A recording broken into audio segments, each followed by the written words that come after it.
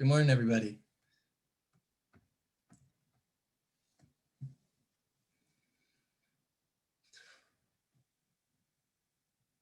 We marched, we sang, we declared to a nation unwilling to listen, Black Lives Matter.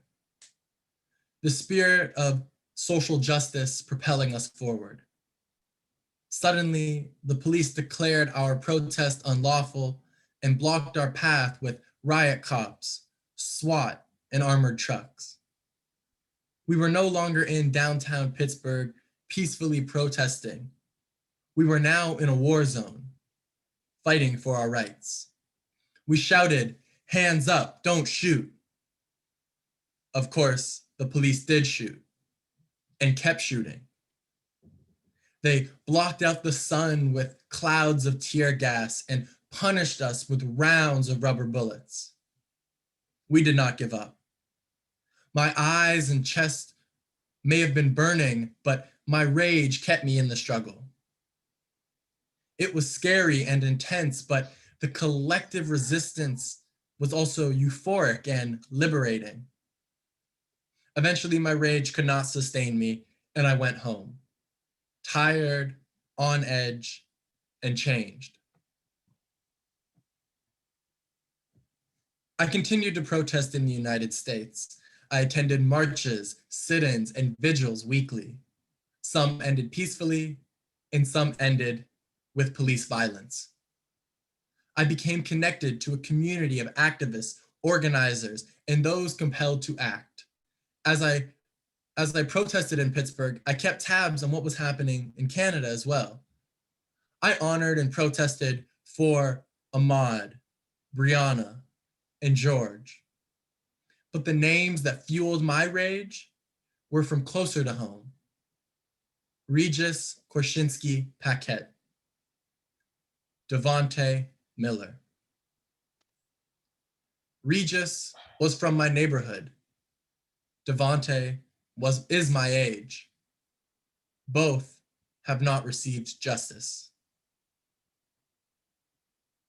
The myth of Canadian racial benevolence has been shattered. The summer of 2020 was a moment of racial reckoning. As important as that moment was to me and Canadian society, it is only that, a moment. We still have work to do to dismantle anti-Black racism in this country. It is now our responsibility to take last year's moment and turn it into this century's movement. How can we continue in the struggle and sustain ourselves in this very difficult work? By engaging in anti-racism work as a spiritual practice. Spiritual practice is a term familiar to you. As Unitarians, we have access to books and online resources to help us develop and maintain spiritual practice. One of the advantages of being the son of a minister are what I like to call shared sermons. My mother, Reverend Pat Trudeau, gave a sermon on spiritual practice last summer that addressed the question, how can anti-racism work be an effective spiritual practice? The key elements of spiritual practice she lays out are that they be done with intention and attention. It is important that anti-Black racism work be intentionally specific. In white dialogues on race, the focus on anti-Black racism in Canada is often lost in a broader discussion on diversity or is diverted to talking about the US. Avoid the urge to divert dialogue to a more comfortable conversation that decenters Black people and avoids accountability. I've watched many UUs fumble with this. In a discussion about anti-Black racism, be intentional in staying on topic. Unitarians espouse progressive values and principles. I am seeing great strides in UUs being intentional about addressing anti-Black racism in discussions. If there is one thing that UUs are good at, it is definitely talking. However, what is often missing is reliable action that really supports Black people. Part of The intention of spiritual practice is that it can be done regularly and be maintained. As much as protests are admired, it is the smaller, everyday, repeatable actions that keep us engaged in the struggle. As we have seen, eventually the energy, ability, and necessity to protest fades. Activist groups have realized this and have restructured their approach. They have shifted their focus to changing policy through contacting officials and supporting progressive politics. They are educating the public through teach-ins and amplifying the lived experiences of marginalized people. They are protecting vulnerable people through mutual aid, emergency funds, and smaller targeted demonstrations. UUs can learn from these groups. We can strive for an anti-racism spiritual practice that is repeatable and can lead to tangible change. If UUs are intentional in addressing anti-Black racism, committing ourselves to oppose it, developing consistent practices, and holding ourselves accountable to maintain them, we as a faith will be able to adapt and be welcomed in the movement for racial justice.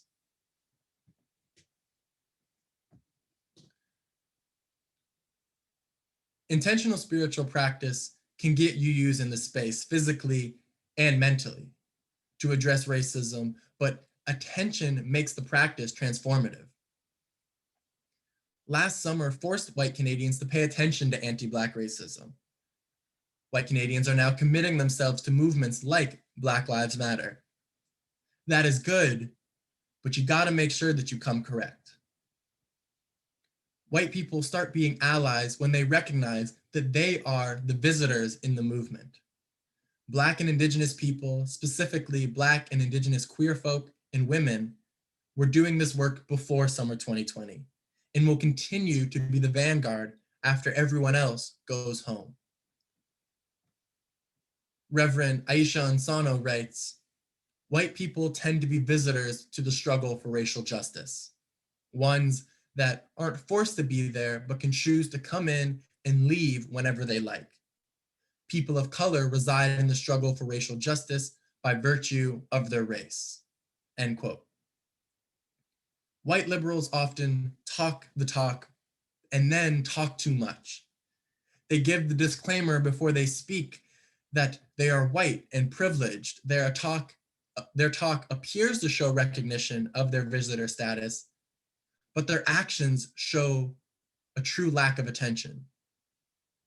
I've been in many conversations where white people have commandeered the space to provide some off-topic or self-aggrandizing narrative about how not racist they are. My message is, be mindful of what you are saying and for how long you are saying it. As a visitor, it is also crucial to listen to the authority of racialized people. Reverend Ansano continues, "As people who are constantly in the struggle, people of color have the right to make claims on what they find okay, what they see as helpful and not helpful." End quote. In other words, it is not white people's place to say how we should protest. If you truly wish to be allies, you will simply take our word for it. Trust us. I continue to do this work myself as a visitor in other movements. Since returning to Canada, I have expanded my activism to include supporting Indigenous sovereignty. Even though I am Black, I am still a settler. I am a visitor in their movement. There is currently a land-back camp outside of Caledonia, Ontario called 1492 Landback Lane. Haudenosaunee land defenders have been occupying the site for 231 days to stop a housing development project on their land. I have visited the camp a few times as an act of solidarity and to directly support their struggle. It was on my second visit that I had to confront my visitor status. After an injunction against Landback Lane was made permanent, a confrontation between land defenders and police was occurring at the camp. Hearing the news, I quickly zipped down to join the fight. When I got to the camp, it was quiet and dark. I found two people by the fire and asked them how I could help. They handed me an axe and asked me to chop wood for the fire. They told me the confrontation was actually happening down the road. I asked if I would be more helpful there, hoping that they would say yes. They said no, and that they needed people to chop wood and tend to the fire until the land defenders returned. Truthfully, I was a little annoyed. I had come down there to face off with police, not chop wood. Besides, I'm from Toronto and I sucked at it. I took a moment and accepted my visitor status and continued chopping wood. As a visitor, I had to trust the Indigenous people's authority. It was not until after that I realized that I was more useful chopping wood than being on the front line. Being a visitor also requires consistent self-reflection that can sometimes be very personal and uncomfortable. As I was standing in this camp just chopping wood, I had to come to terms with my motives to commandeer their movement. I did want to support the land defenders at the confrontation, but I also had selfish motives. I wanted to feel like I was doing something. I wanted to confirm my activism through another confrontation with police. By paying critical attention, I could recognize and reject my problematic inclinations so that I could reduce my harm and be a true ally. By approaching the fight for racial justice as a spiritual practice, grounded in our beliefs and principles, UUs can be a progressive force for change.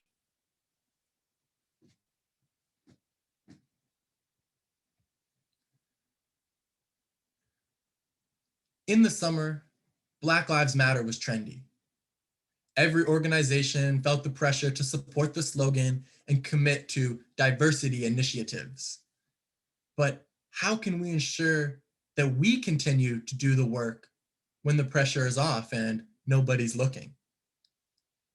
Here are some of my recommendations for practices that can be done individually and as a congregation. First, perhaps some of you are familiar with the proposed addition of an eighth principle, a discussion initiated by the UUA and introduced to the CUC in 2019. For those of you who aren't familiar, the eighth principle commits to working to dismantle racism and other oppressions in ourselves and in our institutions. It would be a crucial step for the Unitarian Fellowship of Sarnia and Port Huron to adopt the proposed eighth principle. But that starts with learning about it. Many congregations have started working groups dedicated to exploring the eighth principle. Although the eighth principle formed in the US, consider what last summer's protests throughout Canada showed us. Racism and white supremacy transcends borders. The time is now. A second practice is to donate. Reverend Rebecca Parker wrote in an article, Spiritual Practice for Our Time, one of the two recommended practices to counter oppressive systems is to donate to just causes. The work of racial justice gives activist energy, but it does not feed us or put a roof over our heads. Unfortunately, I am unfamiliar with specific activist groups in Sarnia. However, my two guidelines for donating are: try to donate as local and as grassroots as you can. Donating to national orgs like Black Lives Matter is good, but what is often more impactful is donating to people organizing protests and hosting anti-racist events in your community. Third, educate yourselves, and listen. You have done that practice today by listening to the work by Black Unitarians and myself in this service. Read Black authors. Read them not to wallow in the tragedy of being Black in North America, but to understand how racist systems work and what is being done to dismantle them. I suggest the book Policing Black Lives by Robin Maynard. Not a book person? Read the resources and articles on the UUA website written by Black Unitarians. Doing the work on the front end means that when it comes time for work on the back end, you are ready. Right now, racialized communities and activists are calling for the defunding of the police. These once radical ideas have become central in the fight for racial justice. I am also aware that many people are repulsed by the idea. Before the summer, I also questioned the efficacy of the defund the police movement. What changed my mind was learning that it's about moving away from a harmful concept of public safety that relies on racialized policing and punishment. Instead, investing and strengthening community through social programs. It is a complex issue, and misgivings over defunding are valid. However, I urge folks to really do their homework on defund the police and the history of policing.